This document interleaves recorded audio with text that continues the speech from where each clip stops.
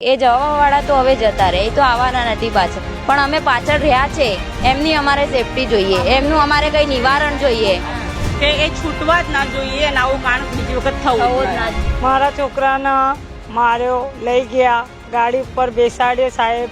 મેં જોયો તો બેભાન પડી ગઈ ને મારા છોકરાને એકલાને લઈને જતા રહ્યા. હું ભાનમાં આવી ત્યારે હું મંડીમાં ગઈ તો મારા છોકરાને મારતા હતા. મારા છોકરાને માર્યો અને મને ન્યાય મળવું જોઈએ.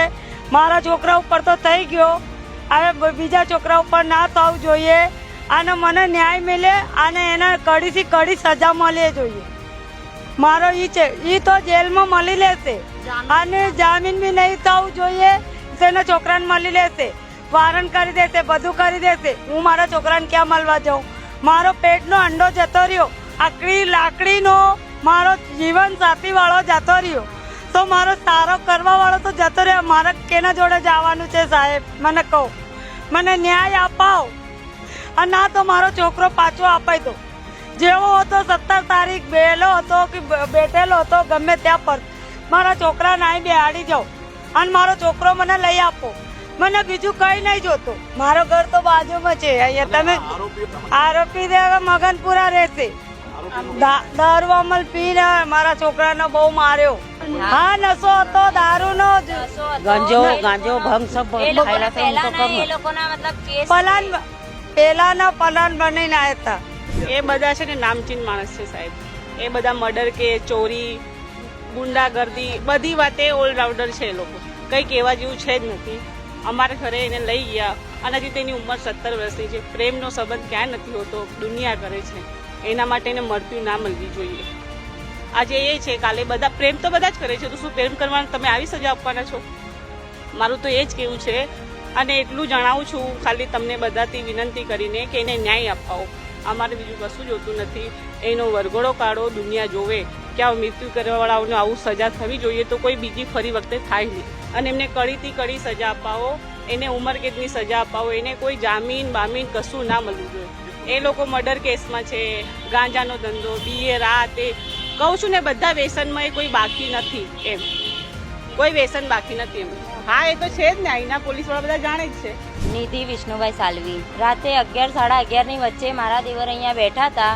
તેમને 20-25 જણાના ટોળા આવીને એમને ઘેરી લીધા અને પછી છરી ચક્કુ બતાવીને ધમકી આપીને બળ જબરજસ્તીએ ગાડી ઉપર બેસાડીને એમને અપહરણ કરીને ત્યાં બકરા મંડીએ લઈ ગયા. બકરા મંડીએ લઈ જઈને એમને પથ્થરથી, મોટા મોટા પથ્થરથી, લાકડીઓથી, લોખંડની પાઇપોથી અને બીજા બી બધા હથિયારોથી બહુ માર્યા છે. અને એના લીધે હેમરેજ થઈને મારા દેવરનું મૃત્યુ થઈ ગયું છે. અમારે ન્યાય જોઈએ છે સર. એમની ઉંમર 17-18 વર્ષના હતા. એ શંકર દિનેશભાઈ સાલવી નામ હતું એમનું. આ 4-5 વર્ષ પહેલાંની વાત છે. એ સંજય ઠાકોરની બેન જોડે એમનું પ્રેમ રિલેશન હતું, પણ 2 વર્ષથી કંઈ ના કશું એમની વચ્ચે કંઈ વાતચીત ના હોવા છતાં એ લોકોએ પહેલાંની અદાવત રાખીને મારા દેવરને એવી રીતે મોતની ઘાટે ઉતાર્યા છે. અત્યારે તો સંજુ ઠાકોર, બિબલી ઠાકોર, કરણ ઠાકોર, પવન ઠાકોર, પૂનમ ઠાકોર અને ગોપાલ ઠાકોરની ધરપકડ કરી લીધી છે પોલીસવાળાએ. અમારી માંગણી તો એ જ છે કે એ લોકોને આખા રાણીપમાં વરઘોડો નીકળવો જોઈએ સર એ લોકોનો, અને એ લોકોને કડીથી કડી સજા મળવી જોઈએ. અમારી તો એ જ માંગણી છે કે ફાંસીની સજા થવી જોઈએ, નહીં તો પછી એ લોકોને ઉંમરકેદની સજા થવી જોઈએ. હા, અમારા સમાજવાળાએ પહેલાં આવું 2-3 વાર બની ચૂક્યું છે. એમને 2-3 વાર માર્યા હતા પહેલાં બી, પણ અમે અમારા સમાજના લોકોએ સમાધાન કરાવી દીધું હતું. પણ તે છતાં એ લોકોએ આવી પહેલાંની અદાવત રાખીને એમને બહુ માર્યા છે અને મૃત્યુના એમ કે એ લોકોને એમને મારી નાખ્યા છે. 17 તારીખે રાત્રે શંકર સાલવી નામના યુવકની જે હત્યા કરી દેવામાં આવી છે તેનું આજે બેસણું છે. તમે જોઈ શકો છો કે જે રીતે હાલ અહીંયા તમામ પરિવારજનો અહીંયા ભેગા થયા છે. આજે એ યુવાનની હત્યા થયા બાદ બેસણું જે મૂકવામાં આવ્યું છે, તમામ પરિવારજનો આજે ભાવુક થયા છે. તમામ પરિવારજનોના દિલમાં એકને એક આક્રંદ રહી ચૂક્યો છે. સામે 6 જણાએ જે રીતે નિર્મમ ક્રૂર હત્યા, જે હથિયારો વડે હત્યા કરી દેવામાં આવી છે, આવી હત્યા બીજી વાર ન થાય તેના માટે તમામ પરિવારજનો, અહીંના લોકો અહીંયા માંગણી કરી રહ્યા છે તેઓની માંગણી છે કે જે આરોપીઓ છે તેનો વરઘોડો કાઢવામાં આવે. હાલ તો જે શબ્દ વરઘોડો મીડિયામાંથી આવ્યો છે, અગાઉ ડીજીપી પણ આ બાબતે સ્પષ્ટતા આપી ચૂક્યા છે. તેઓએ કીધું છે કે વરઘોડો એ મીડિયામાંથી આવેલો શબ્દ છે, પોલીસની ભાષામાં એને રિકન્સ્ટ્રક્શન કહેવાય છે. આ તમામ પરિવારજનો એ 6 આરોપીઓનું રિકન્સ્ટ્રક્શન કરવાની માંગણી કરી રહ્યા છે. હાલ તમામ આરોપીઓને સેન્ટ્રલ જેલમાં લઈ જવાયા છે. એફઆઈઆર નોંધવામાં આવી છે. 6 જણા નશો કરીને આવેલા હતા અને અહીંયાથી એ યુવાનને આ જોઈ શકો છો શંકર સાલ્વીને મારતા લઈ ગયા હતા અને બકરા મંડીમાં જઈને એને પતાવી દીધો. એટલી ક્રૂરતાથી નિર્મમતાથી હત્યા કરી છે કે જેની વિચાર શક્તિ પણ સંભવ નથી. અત્યારે આપણી સાથે એમના માતાજી જોડાઈ ગયા છે, એમની સાથે આપણે વાત કરીશું. તમારો દીકરો ખોયો છે, આજે બેસણું છે, બા શું કહેવા માંગો છો? મારો તો જિંદગીનો સવાલ જાતે રહ્યો ને, લાકડીનો ટેકાવાળો ઈ જ હતો મારો લાલ. હવે બધા જોવાય છે, મારો છોકરો નહીં જોવાતો. મારો છોકરો નહીં અહીં. હવે શું કરવાનું સાહેબ? તમારી તો દુનિયા જ ગઈ છે ને બા, એવું કહેવાય ને કે મારો તો બધું જતો રહ્યો ને, મારો છોકરો જતો રહ્યો, બધું જતો રહ્યો નહીં. હવે હું કેના પાસ લડવા જાઉં, કેના પાસ બોલવા જાઉં, કેવા જાઉં? તો સેન્ટ્રલ જેલમાં મળી લેશે, બધું ક્યાં મળી લેશે? મારા છોકરાને ક્યાં મળવા જાઉં સાહેબ? મારો તો આખી લાકડીનો ટેકો હતો, એના ઉપર મારો ઈ હતો. હવે શું કરું? આવા ગુંડા લુક્કા આવીને મારા છોકરાને મારી ગયા, તો હવે શું કરું? જે રીતે અગાઉ પણ મેં વાત કરી હતી કે હત્યા કરવાનો વિચાર આવે ને વિચાર પર રોક લાગવી જોઈએ, કારણ કે હત્યાનો વિચાર જ હત્યા કરાવે છે. કારણ કે રોક લાગવી, ક્રાઇમ ઉપર રોક લાગવી, હત્યા ઉપર રોક લાગવી એ સંભવ નથી થતું. એમના ભાભી અમારી સાથે જોડાઈ ગયા છે. શું કહેતો? હાલ તો સતત દુઃખ અત્યારે તમારા પરિવારમાં પ્રસરી ચૂક્યું છે. આજે બેસણું છે, તમારા ભાઈની યાદ આવતી હશે ને? હા આવે જ છે ને સર, બહુ યાદ આવે. તો આખા દિવસે અમે ઘરમાં અમે 2 જણા હોય એટલે યાદ તો આવે ને. અહીંયા બેસતા ત્યાં બેસતા હતા, મસ્તી મજાક. હવે બીજું છે જ કોણ ઘરમાં? અમારે એ જ હતા અમારી જોડે. તો હવે પણ એમની પાછળ બીજો છે, મારા હસબન્ડ છે, એમનો ભાઈ છે બીજો.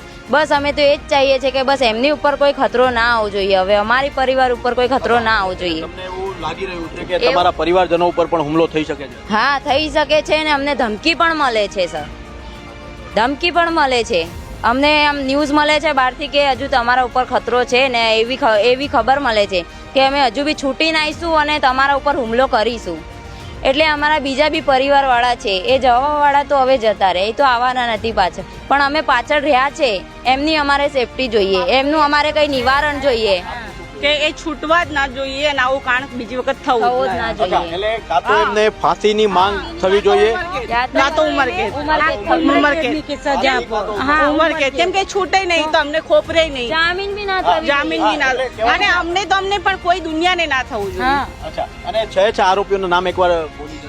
નામ સંજુ ઠાકોર, બિબલી ઠાકોર, કરણ ઠાકોર, પવન ઠાકોર, ગોપાલ ઠાકોર અને પૂનમ ઠાકોર. હાલ પોલીસની કાર્યવાહી તો આપ સંતોષ છો ને? હા હા, એ તો સંતોષ છે, પણ તોય અમને ડર તો લાગે છે ને. એમનો ડર તો લાગે જ છે. બધા પબ્લિકો અમને આવીને કહે છે કે એ લોકો આઈને કહે છે કાર્યવાહી થઈ ગયા પછી? પબ્લિક બધા બેસવા આવે તો એમ જાણવા મળે છે અમને. એમ સામે તો કોઈ કહે નહીં અમે. એટલે તમને ડરાવવાની એટલે એવી વાતો મળે છે કે એવી વાતો મળે છે. હા એમ. હા સાથે તો કોઈ કહેતું નથી. આ જો આ લઈ ગયા છે, પ્લાનિંગ થી લઈ ગયા છે. કોઈ સામેથી લઈ ગયું હોત તો અમે કહીને જવા દેતા. આ પ્લાનિંગ થી થયું છે. કાલે કોઈ પ્લાનિંગ કે અમારા ઘરે બીજી વખત થાય તો અમે કોને કહેવા જઈશું? થયા પછી અમે બૂમો પાડીએ, રાડો પાડીએ તો દુનિયા તો તમાશો જ જોવા વાળા છે. અમારું તો વ્યક્તિ જતું જ રહી ને, એ કહેવા માંગીએ છીએ. મોબાઈલ બી શંકરભાઈનો મોબાઈલ પણ એ લોકોએ લઈ લીધો છે.